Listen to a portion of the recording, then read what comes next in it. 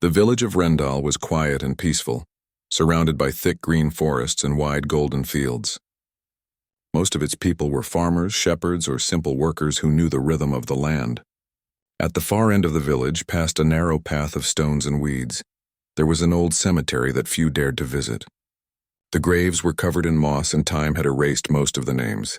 Crows often perched on the crooked tombstones, and the wind always seemed to whisper through the tall grass. It was not a place of fear, but one of forgotten memories. Among the villagers lived a man named Rami. He was a woodcutter, known for his calm nature and hard work. Every morning before sunrise, he would go into the forest with his worn axe and come back before dusk, with bundles of logs tied to his small cart. He lived alone in a wooden cabin near the forest edge. Though his life was simple, he was respected for his honesty and strength. He spoke little but always helped others when needed. One early morning, as the sky turned pale blue and mist floated over the fields, Rami was called to meet the village elder. The elder's name was Olan, a thin man with deep wrinkles and kind eyes. He sat on a bench outside the small council hut looking worried. When Rami arrived, Olan greeted him and pointed toward the hill where the cemetery lay hidden behind old trees. "Rami," said Olan, "the storm last night has weakened the big tree in the cemetery. It leans over the graves now and could fall any time. We fear it might damage the stones or even hurt someone who passes by. We need you to cut it down safely." Rami nodded slowly. "I will do it, elder," he said. "But that tree is very old. It has been there since before I was born." "Yes," Olan replied softly. "Older than any of us. Some say it grew from the middle of the oldest grave. But now it is dangerous. You are the only one we trust with the work." Rami accepted the task without complaint. He prepared his tools, sharpened his axe, and set out toward the cemetery. The path was narrow, lined with wild flowers that swayed gently in the wind. The closer he got, the quieter the world became. Even the birds grew silent as he reached the cemetery gate. It was made of rusted iron and creaked when he pushed it open. Inside, the air was cool and still. The graves were uneven, some half buried under thick roots. At the center stood the tree Olan had spoken of. It was massive, its bark dark and rough with branches that stretched like arms toward the sky. Half of its roots pushed up through the earth, curling around old stones. It looked ancient, far older than anything else in the place. Rami walked around it, studying the trunk. He noticed something strange. The bark near the base was cracked, and inside the cracks he saw a faint metallic shimmer. He thought it was just sap or reflection from the sun, so he ignored it at first. He set his axe down, wiped his hands, and took a deep breath. The job would take most of the day, maybe more. He began chopping, the sound of the axe echoing through the still air. Thud after thud, the axe bit into the wood. But something was odd. Instead of the dull thump of solid timber, each strike made a hollow sound as if the heart of the tree was empty. Rami paused and leaned close, pressing his ear against the trunk. A faint vibration moved through it like the hum of faraway wind. He frowned, confused but curious. He kept working. Hours passed. The sun climbed high and sweat ran down his face. The tree bled thick sap that smelled strange, almost metallic. He stopped to rest under the shade of another smaller tree and drank from his flask. When he looked back, he thought he saw the old tree move slightly, though there was no wind. The branches shifted as if breathing. Rami shook his head. "Too long in the sun," he muttered to himself and stood again. He swung the axe harder this time, determined to finish before dark. Chips of bark flew in every direction. Finally, with a heavy crack, the trunk began to split. The hollow sound grew louder, and a deep ringing echoed through the ground. Rami stepped back as the tree leaned slowly to one side and fell with a crash that shook the air. Dust and leaves flew everywhere. When the noise settled, Rami saw something shining in the broken trunk. He brushed away the splinters and dirt, expecting to find a rock or some strange root. But what he saw made him freeze. There was metal inside the wood, smooth and silver, forming a curved shell that looked like it did not belong there. He touched it carefully. It was cold but not dead cold. It seemed to pulse faintly, almost alive. He called out but no one answered. The cemetery was silent again. He walked around the fallen tree, searching for the other side of the object. It was fully sealed within the wood, as if the tree had grown around it long ago. The markings on its surface were unlike anything he had seen. Small symbols that glowed faintly when his fingers brushed over them. Rami's heart pounded. He had lived his whole life cutting trees, but he had never found metal growing inside one. It made no sense. He looked toward the village, wondering if he should call the elder or the guards, but his curiosity held him there. He fetched his small knife and began clearing more bark, revealing more of the strange shell. It was shaped like an egg, perhaps the size of a large pot. The symbols covered every inch of it, arranged in circles and lines that seemed to shift when he looked away. A breeze passed through the cemetery, cold and sudden. The branches of nearby trees shook, though the air had been still moments before. Rami stepped back uneasy. He could feel something under his feet, a faint vibration in the ground that faded as quickly as it came. He looked up at the sky. Clouds were gathering even though the day had been clear. The air smelled of rain and metal. He decided to stop for the day. He covered the broken part of the trunk with a cloth, marked the spot with stones, and began walking back to the village. But as he reached the gate, he turned once more to look at the fallen tree. The cloth he had placed was moving slightly, as if something beneath it breathed. Rami blinked and rubbed his eyes. When he looked again, it was still. Back in the village, Olan met him near the square. "Is it done?" the elder asked. "The tree is down," Rami said slowly, "but there is something inside it, something strange. It is not wood or stone. It looks like metal shaped by hands," Olan frowned. "Metal inside a tree?" "Yes," Rami replied. "I cannot explain it. You should come and see." The elder hesitated. "Tomorrow," he said finally. "It will be dark soon. Rest tonight. We will go together at sunrise." Rami nodded. He went home, but sleep did not come easily. The sound of the axe hitting the hollow wood echoed in his ears again and again. He dreamed of light inside the tree, of roots growing around something that hummed like a hidden heart. When he woke before dawn, he found the air outside strangely warm for the season. The sky glowed faintly over the forest, as if lit from within. He met Olan at the gate, and together they walked back to the cemetery. The path felt longer this time, and both men were silent. When they reached the fallen tree, they stopped in shock. The cloth Rami had left was gone. The trunk lay open wider than before, and the metal shell was now more visible, shining softly in the pale light. Around it, the grass had turned dry and yellow, as though something had drawn the life from it. Olan bent down, touching the smooth surface with trembling fingers. "This is not from our world," he whispered. "No blacksmith could make such a thing. How long has it been here?" Rami shook his head. "Maybe as long as the tree itself." The elder looked thoughtful. "This cemetery was built on older ground," he said slowly. "There were ruins here before our people came. Perhaps the tree grew over something left behind." Rami said nothing. He only stared at the object, feeling again that strange vibration in his hands. It was faint but real. He thought of the hollow sound of the whispering wind that had gone silent, and of the stillness that had followed. Whatever it was inside the tree, it was not dead. It was waiting. As the sun rose higher, its light struck the metal, and the markings glowed brighter for a moment before fading again. The elder stepped back, crossing himself in the old village way. "We must call others," he said. "This is not for us alone." But Rami could not look away. Something in the object seemed to call to him silently, a voice without sound, an echo in his thoughts. It was not threatening, just curious, almost like it was aware of him. He blinked hard and stepped back, shaking his head. He did not tell Olan what he felt. He only said, "We will wait and see what happens." That evening the news spread through the village. People whispered about the woodcutter who found metal growing inside a dead tree. Some said it was treasure buried long ago. Others said it was a curse or a sign from the spirits. A few brave men wanted to break it open, but Olan forbade it. "We will wait until we understand," he said firmly. Rami returned to the cemetery one last time before nightfall. The air was calm, the sky red with sunset.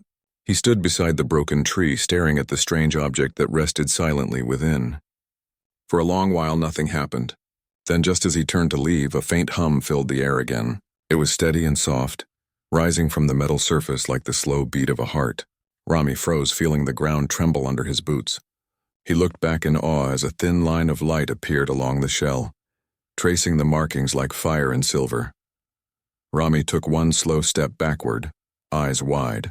He did not understand what he had found, but he knew one thing for certain. The old tree had not been guarding something dead. It had been protecting something waiting to wake. Morning came with heavy mist covering the fields around Rendell. The village was quiet, but everyone was talking in low voices about what Rami had found. Some said the old tree hid a treasure from long ago. Others said it was a trap left by strangers, and a few even whispered that it was a gift from the heavens. Nobody truly knew, yet everyone felt something strange in the air. Even the animals seemed restless that day. Rami woke early, though he had barely slept. He sat by the window of his small cabin and watched the mist drift across the forest. The image of the glowing metal still filled his thoughts. He had cut thousands of trees in his life, but none had ever revealed something like that. He tried to convince himself it was just an old buried object, maybe part of an ancient machine, but deep inside he knew it was more than that. Before sunrise, Elder Olin knocked on his door. The old man looked tired but calm. He carried a small lantern and a rolled piece of parchment. "Rami," he said, "I could not sleep either. I kept thinking about that thing we found. I have seen markings like that only once before, in old books about fallen stars. I believe what we found might not be from this world." Rami frowned. "You mean it came from the sky?" Olin nodded slowly. "Maybe. Long ago, before this village existed, there were stories of fire falling from the heavens. The people then called it a skystone. They said it carried strange powers and that one piece landed near these woods. Perhaps the tree grew around it over time. We must find out more." They decided to return to the cemetery before anyone else. Rami carried his axe and a small chisel, while Olin brought his lantern and the old parchment filled with hand-drawn symbols. The air was cold and the ground was damp with dew. The path that led to the cemetery felt heavier that morning, as if every step took effort. When they reached the fallen tree, they stopped. The metal shell was now almost fully visible, as if the wood had softened around it overnight. The silver surface reflected the morning light, and faint symbols glowed along its edge. The air around it felt thick, humming softly like a distant song. Rami approached it carefully. "It looks alive," he whispered. Olin kneeled beside him, studying the marks. "These symbols," he said, comparing them to his parchment, "are not the same, but they are similar in form. Lines, circles, and shapes that repeat in patterns. Whoever made this must have known things we cannot even imagine." Rami touched the shell lightly. The metal felt smooth but warm, almost like skin. Suddenly a small vibration passed through his hand, and the symbols flared brighter for a second. He pulled back quickly, startled. "It reacted to you," Olin said quietly. "Maybe it knows you touched it before." Rami looked at his palm, then at the object. "What should we do with it?" "Nothing yet," Olin said. "We must learn first. I will send word to the scholar in the nearby town. He studies ancient things. Until he comes, we should guard it." But Rami was not satisfied. "If it is alive, it could be dangerous," he said. Olin nodded. "That is why we must be careful. The tree hid it for hundreds of years. Maybe to protect us, maybe to protect it. We cannot rush." They spent the morning studying the strange shell. When the sunlight touched it directly, it seemed to hum louder, and the symbols began to move in slow patterns. Olin traced them on the parchment, trying to copy their design. Rami watched in silence, his heart heavy with curiosity and unease. By noon, other villagers arrived. Some brought ropes and tools, thinking they could help dig the rest of the object out. Olin stopped them. "No one touches it," he ordered firmly. "We wait for the scholar." The people murmured, some agreeing, others doubtful. One man named Bren stepped forward. "You're wasting time, Elder," he said. "What if it is treasure? Why let it sit here while we starve? We can sell the metal in the city." Olin shook his head. "If it truly is treasure, it does not belong to us. If it is something more, then touching it may harm us all." Bren scowled but stepped back. Still, his eyes burned with greed. Rami noticed and felt uneasy. He knew that curiosity could be dangerous when mixed with greed. As the villagers left one by one, Rami stayed behind. The elder returned to the village to send a message for the scholar, leaving Rami alone to watch over the site. The sky began to darken early that evening. Thick clouds rolled in and the air turned heavy. Rami sat near the fallen tree, listening to the soft hum of the metal. It almost sounded like a heartbeat. He wondered who or what could have made it. Maybe it was part of an old craft that fell from the sky. Maybe something had lived inside it. The thought made him shiver. Suddenly, a faint light flickered from inside the shell. Rami stood and stepped closer. The symbols glowed brighter, and a thin line appeared on the surface, running along the middle like a crack. The air vibrated around him and the hum deepened. He stepped back, gripping his axe. The line widened slowly, revealing a narrow gap. A faint mist came out, cold and shimmering. It drifted toward the ground and vanished. Then just as suddenly the gap closed again. The hum stopped. Rami waited, his breath held. Nothing else happened. The forest was silent again, except for the rustle of leaves in the wind. He lowered his axe but did not relax. He had the feeling the thing inside was not just an object but something aware. As darkness fell, he built a small fire near the path and stayed there through the night. From time to time, he looked toward the metal shell, half expecting it to move again. It remained silent, but the light within faintly pulsed like a sleeping heart. The next morning, Olan returned with 2 helpers. They carried a cart filled with ropes, food, and lanterns. The elder looked relieved to see Rami safe. "The scholar will come in 2 days," he said. "Until then, we must keep watch. Bren and a few others want to come back here. They still think it hides gold," Rami frowned. "Then I will stay both days if needed." Together, they built a small wooden fence around the fallen tree to keep people out. Olan placed a symbol of protection on the gate, a simple sign used by villagers to keep away misfortune. Rami helped him and stayed near the fire through the day. That night, the strange thing happened again. As the moon rose, the metal began to glow faint blue, brighter than before. The markings moved faster, and the air around it trembled with sound. Rami stood ready, gripping his axe tightly. Then the ground beneath the fallen tree shifted slightly, like something deep under the soil was stirring. The hum grew until it filled the entire cemetery. Rami shouted for Olan, but before the elder could reach him, a beam of light shot upward from the shell, straight into the sky. It lasted only a few seconds, then vanished. Silence returned, but the glow on the shell remained faintly visible. Olan arrived, breathless. "What happened?" "It sent light into the sky," Rami said. "Like it was calling for something." Olan looked up. The clouds above them were gone, and the stars seemed brighter, almost alive. "Maybe it did," he said softly. They waited the rest of the night, watching for any change, but the object stayed quiet. By morning, the glow had faded completely, leaving the metal cold again. Later that day, the scholar arrived. He was a tall, thin man named Solon, wearing a brown cloak and carrying a leather case filled with tools and papers. He greeted the elder respectfully and listened as Olan explained everything. When he saw the metal shell, his eyes widened. He walked around it slowly, touching the surface lightly with his gloved hand. "This is no simple object," he said. "The metal is not like any I know. It feels alive. I have studied the legends of fallen stars, but I never believed one could still exist." He examined the symbols closely. "These markings are not just decoration," he said. "They are language, perhaps commands or memories. Whoever made this wanted it to last forever." Rami told him about the light beam from the night before. Solon listened carefully and nodded. "Then it may be waking," he said. "Something inside could still function. We must not open it by force. If it has waited this long, it will open when it chooses." Olan agreed. "We will guard it," he said. "No one touches it again." The scholar stayed in the village, planning to study the object over several days. But that night, as everyone rested, Rami dreamed of a voice calling him. It was faint but clear, like a whisper through the wind. It said his name, gentle but firm. When he opened his eyes, the window of his cabin glowed faint blue, the same color as the shell. He stood and walked outside. The forest was silent, the moon high and bright. He followed the faint glow until he reached the cemetery again. The shell shimmered softly in the moonlight, the symbols alive with gentle movement. He felt drawn to it as if it wanted him to come closer. When he touched it this time, the metal did not feel cold. It was warm, and beneath his hand something shifted. A deep sound filled the air, low and calm. The markings brightened, and the same line that had opened before began to appear again. Rami stepped back, his heart racing. The gap widened slowly, revealing light from within, pure and silver.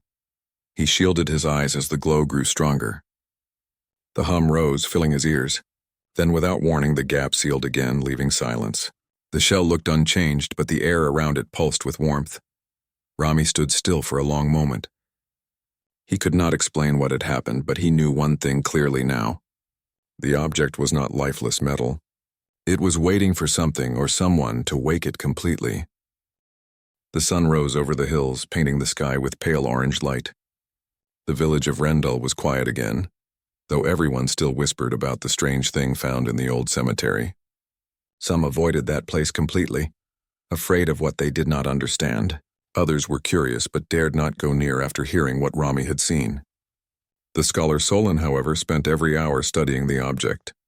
He placed small tools around it, measuring light, sound, and vibration. He took notes carefully but found more questions than answers. Rami kept watch nearby. He no longer feared the object, but he respected it deeply. Each time he stood close, he could feel the faint hum beneath his feet, steady like breathing. He believed something inside was alive, though he could not say what. The feeling was strange but not frightening anymore. It felt like quiet communication, like a presence that watched but meant no harm. Elder Olin often joined them. He was worried about the villagers' growing fear. "People think we brought danger here," he told Rami. "They do not understand. They say this thing will bring misfortune." Rami looked at the smooth metal shape resting in the broken tree. "Maybe it will bring truth instead," he said. "Something that was buried too long." Olan sighed.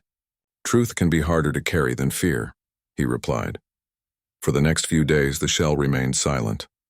Solon studied its markings, copying them onto parchment. He noticed that the symbols seemed to rearrange slightly each morning, as if alive. He said the pattern changed like a language trying to form new words. He tried tapping the metal with a rod, but each time he did, the sound spread far into the ground, echoing deep below. He warned everyone not to strike it again. One afternoon, while Solon examined the marks, he called to Rami. "Look closely here," he said. "These symbols form a spiral around the center. It is like a seal. I believe this is what holds the shell closed. If the right touch or sound breaks this seal, it might open." Rami stared at it quietly. "Then it will open when it chooses, not when we force it," he said. Solon smiled faintly. "You may be right. It seems to react only to you. Perhaps it remembers your touch." That thought made Rami uneasy.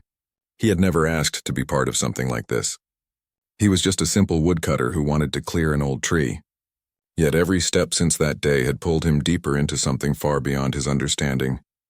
That night, heavy rain fell. The wind howled through the forest and lightning flashed across the sky. Rami stayed inside his cabin, sitting by the window, watching the storm. Each flash of light made the forest look alive with moving shadows. But as one bright strike lit the land, he saw a strange glow coming from the direction of the cemetery. It was faint at first, then brighter, a steady blue light that shone even through the rain. Rami grabbed his cloak and ran into the storm. The rain soaked his clothes and mud splashed under his boots, but he kept running. When he reached the cemetery, he saw the beam of blue light rising again from the shell.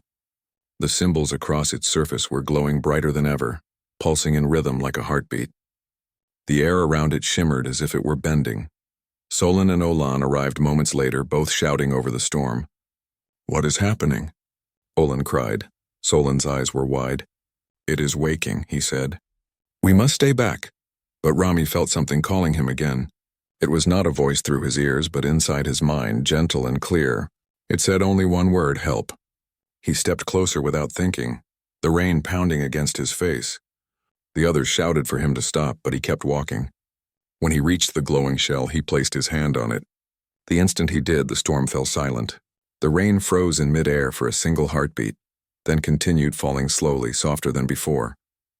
The symbols around the shell shifted rapidly, rearranging into new lines. The crack that had opened before appeared once more, glowing bright silver. Slowly it widened. A rush of light spilled out and warm air touched his face. Inside the opening was a clear sphere filled with faint mist. Floating within that mist was a small figure, motionless but shining softly. Olan gasped. "It is alive," he whispered. Rami stood frozen, staring. The figure looked delicate, with slender limbs and smooth pale skin that seemed almost transparent. Its eyes were closed and faint light pulsed beneath its skin like veins of fire. It looked peaceful, sleeping rather than dead. As they watched, the mist began to thin, and the figure's chest rose slightly. It was breathing. Solon moved closer, awe filling his face. "This cannot be," he said softly. "It has been buried for centuries, maybe more. Yet it lives." The shell's inner walls glowed brighter, and soft tones filled the air like music made from light. The figure opened its eyes slowly. They were large and bright, like pools of liquid silver. It looked at Rami first, then at the others. Its lips moved, but no sound came. Instead, Rami heard a voice in his mind, calm and unsure. "Where am I?" Rami stepped closer. "You are safe," he said quietly. "You were inside this tree in the ground for a long time." The being blinked slowly, trying to understand. "How long?" the voice asked. Solon looked at Rami and then back at the being. Many generations, he said. Hundreds of years, perhaps. The being looked down, sadness passing over its face. Then all are gone, it said softly. The war is over. The stars have forgotten me. Rami frowned. War? What war? The being turned its gaze to him again. A war that reached your sky, it said. I came from beyond, from a place of many suns. We fought to protect smaller worlds from those who wished to burn them. My ship fell, I hid. I slept, Solon listened with trembling hands. So you are not human, he said. The being smiled faintly. No, but I'm not unlike you. My name was Lun. My people lived in light and sound. We traveled far, but the stars grew silent after the great fire. I waited for rescue, but it never came. Rami could not find words. He felt a mix of wonder and sadness. Lun looked fragile yet full of quiet strength. The shell that had protected it began to fade in brightness, the hum slowing. The sphere around Lun opened gently and warm air spread out. Lun stepped out slowly, feet touching the ground. The rain had stopped completely and the sky above was clear.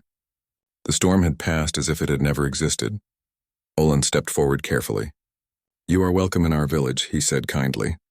We mean you no harm. Lun nodded. I know, I can feel your thoughts.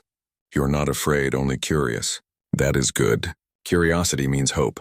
Solon asked many questions, but Lun answered only a few. Its strength was weak after centuries of sleep. Rami offered his hand to help it walk. Lun hesitated for a moment, then took it. Its hand felt light, almost weightless, but warm. Together they walked toward the path out of the cemetery while Olin and Solon followed. At Rami's cabin, they made a small fire and gave Lun water. It drank slowly, as if learning how again. This place, Lun said softly, is peaceful. Your kind has grown much since I last looked upon this world. You have been here all this time, Rami said quietly. The tree grew around your ship? Yes, Lun replied. The forest became my shield. My ship was dying, so I used its last strength to keep me asleep. It protected me while the world changed. But now something else is stirring. When the tree fell, I felt it wake. Rami looked confused. What do you mean? Lun's expression grew serious. When I fell to this planet, the weapon that destroyed my fleet remained in the sky above. It was silent for ages, watching. It was made to burn worlds if it sensed my kind still lived. The signal you saw, the light that reached the sky, it may have reawakened that weapon. Olin's face grew pale. Then the world is in danger? Lun nodded slowly. If it senses my presence, it may see this planet as part of the old war. It does not understand peace. It only knows destruction. Solon spoke quickly. Can we stop it? I do not know, Lun said. The codes to control it are buried in my ship, but much has been lost. I will try to reach it again, but I will need help. I cannot do it alone. Rami looked at Lun with calm eyes. Then I will help you. The others turned to him in surprise. Olin said, Rami, this is not your burden. You are a woodcutter, not a fighter. Rami shook his head. I cut down the tree that kept it hidden. If danger has returned because of me, then I must make it right. Lun looked at him with quiet gratitude. You have a brave heart, it said. Your kind still remembers courage. That gives me hope. That night they planned their next steps. Lun said it could sense the weapon's faint signal in the sky, like a whisper calling from far above. It would need to repair a small part of its ship, buried beneath the old roots of the fallen tree. That place now glowed faintly with energy, as if waking with Lun. They would return there at sunrise. As the night deepened, Lun sat by the fire, staring into the flames. In my world, it said softly, we believed fire was life's memory. It holds warmth, yet it also consumes. It reminds us that creation and destruction walk together. Rami listened quietly. Then maybe humans and your people are not so different, he said. Lun smiled gently. Perhaps not. You cut trees to survive, but you plant again. That is balance. Many of my kind forgot balance.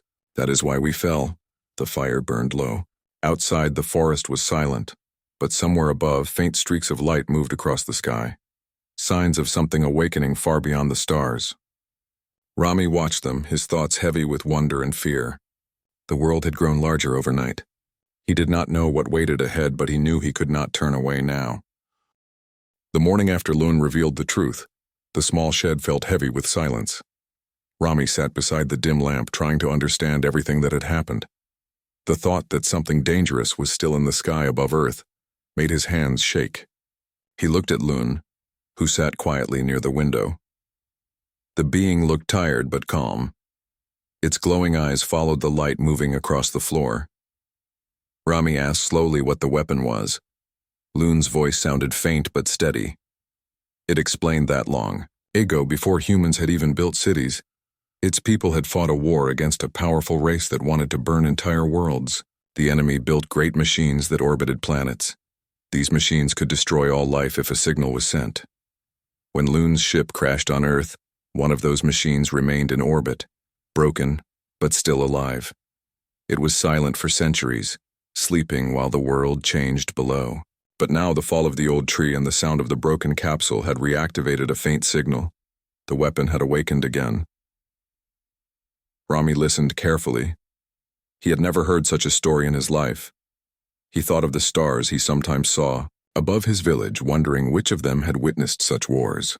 The idea that something from that time could still be watching Earth made his heart beat fast. He asked if it was possible to stop it. Loon said yes, but it would not be easy. The weapon had been built with strong protections.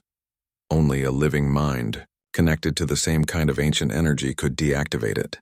That meant Loon could do it, but it had become too weak after centuries of sleep. Rami stood and looked out of the window. The forest looked peaceful, but he now saw it differently. The wind moving through the leaves sounded almost like voices whispering warnings. He turned to Loon and said he would help. Loon looked surprised. It said no human should risk their life for something they did not cause. Rami smiled sadly and said that the earth was his home, and if something from the sky wanted to harm it, he could not just stand and watch. That evening, they left the shed together. The sun was setting, painting the forest in gold and red. Lun carried a small crystal that glowed softly, the same one taken from the capsule. It said the crystal was part of the control system.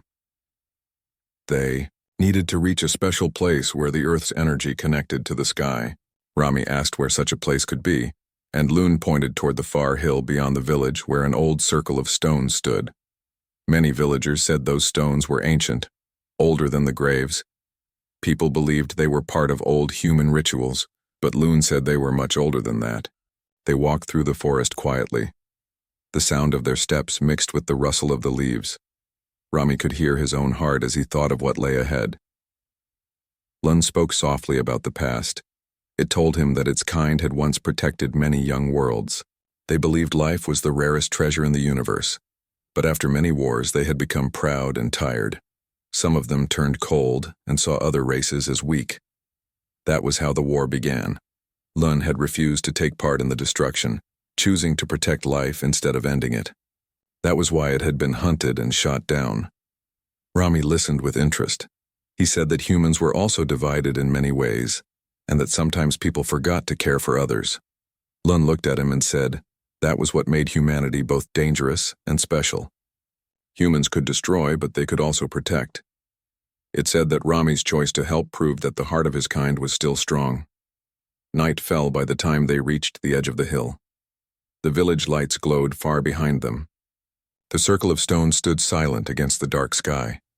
Each stone was tall and smooth, marked with lines that seemed to shine faintly under the starlight.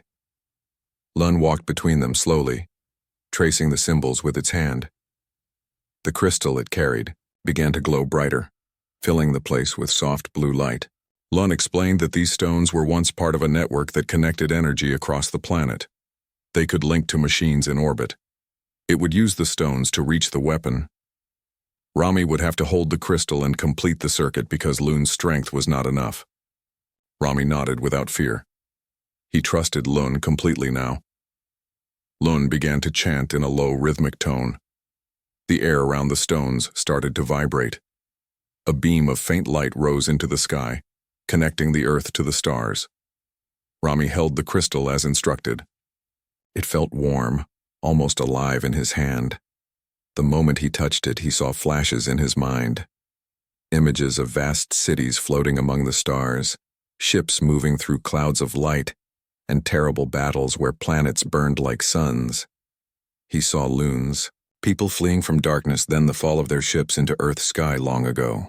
The images vanished as quickly as they came, Rami gasped and fell to his knees, but he did not let go of the crystal.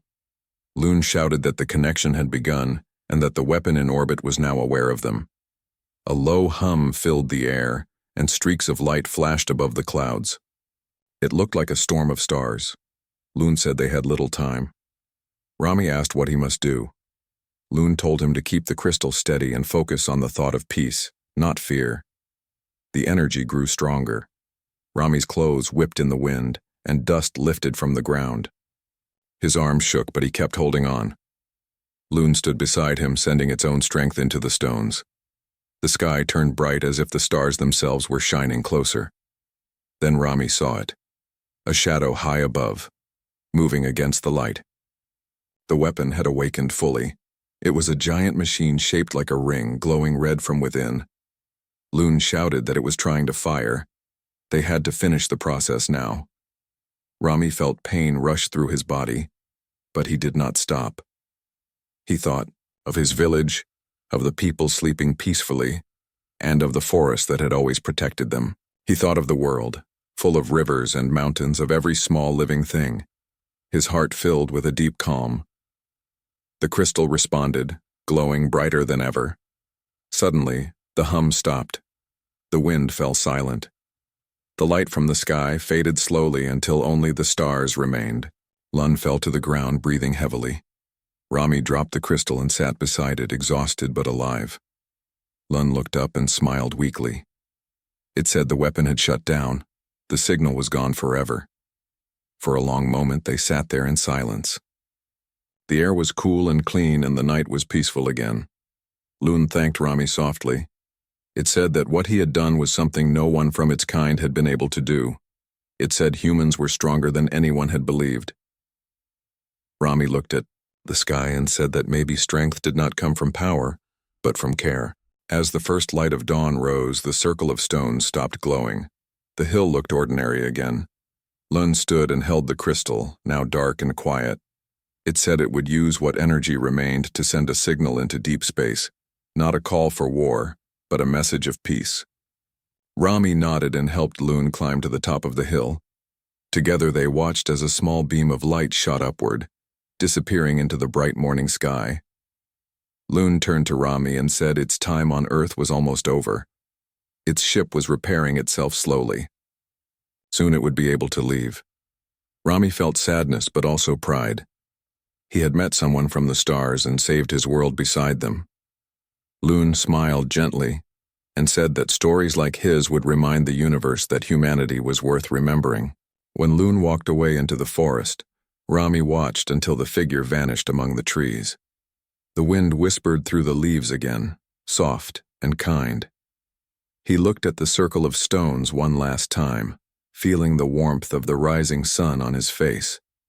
Somewhere high above, a broken weapon drifted silently, its fire forever gone. The earth was safe again, and the memory of the sky lived on in the heart of one simple woodcutter who had chosen courage over fear. The morning light touched the edge of the forest, painting the leaves in gold. The storm from the night before was gone. The air felt peaceful again. Rami stood alone on the hill, the same hill where the great light had touched the sky. He looked up, but the stars had vanished in daylight. He could still feel the hum of the stones under his feet, like the earth itself remembered what had happened.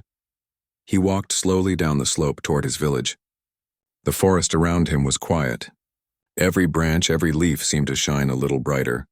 The old paths he had taken for years felt different now. He no longer saw them as ordinary. He thought of how much had changed in just a few days. He was only a woodcutter, yet he had seen a being from another world, had held the power of the sky, and had stopped something that could have ended all life. When he reached his small hut, the smell of smoke from nearby homes greeted him. The village was awake. Children ran by, and people worked as they always did, unaware of the danger that had passed above their heads. Rami smiled. He was glad they did not know. Peace was better than fear. He sat by his door, took a deep breath, and listened to the sound of birds returning to the forest. Later that day, Lun came walking out from the trees. Its steps were light, and its silver cloak shimmered under the sun. Rami stood up and went to meet it. The being looked stronger now. Its eyes no longer dimmed with weakness. Lun carried a small device in its hands. It said the ship hidden deep in the forest was ready. The parts had repaired themselves using the energy from the crystal and from the ancient stones. Soon it would leave Earth. Rami nodded slowly. He knew this moment would come. He tried to speak but found no words. Lun smiled kindly and said it understood. It told him that not many humans could do what he had done. Rami said he only did what was right. Lun replied that what was right is often the hardest path. They walked together to the clearing where the ship rested. It looked like smooth metal grown from the ground, shining with soft light. Birds flew over it without fear. The air around it felt warm and alive. Lun touched the side of the ship and a door opened soundlessly. Inside, the walls glowed faintly like morning fog. Lun turned to Rami and handed him a small stone, glowing with soft blue light. It said this was a memory crystal. It would store what had happened here, not just for Lun's kind, but for humans too if one day someone found it again.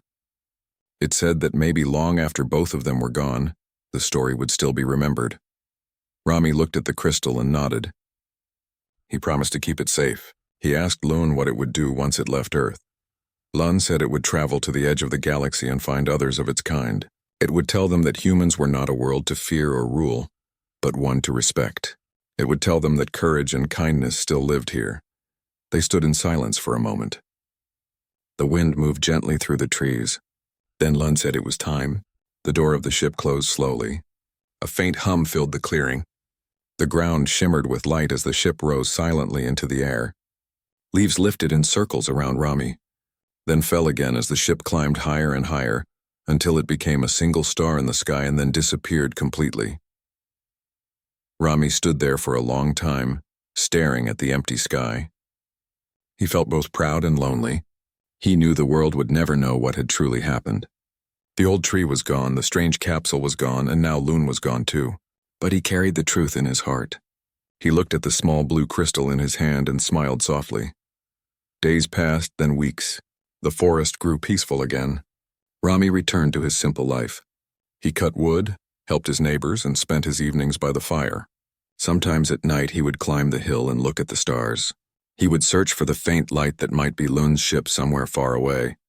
He never saw it, but he always hoped. The villagers noticed that Rami had changed. He spoke less but seemed happier. They said the forest had blessed him. Children sometimes followed him, asking for stories about the old cemetery and the strange light they saw one night. He only smiled and said that the forest had dreams of its own. One morning, while walking through the forest, Rami found something unusual near the place where the old tree had fallen. In the soft soil where the roots once were, a small seedling had sprouted. It was bright green and stronger than any tree he had ever seen. Its leaves shimmered faintly, catching the sunlight in strange patterns. Rami touched it gently and felt a soft pulse through his fingers, almost like a heartbeat. He smiled and decided to protect it. He built a small wooden fence around it to keep animals away. Every day he came to water it. As months passed, the seedling grew tall and healthy. Villagers began to notice it, and soon they started calling it the Tree of Light. They said it brought good luck, that the air around it felt cleaner and calmer.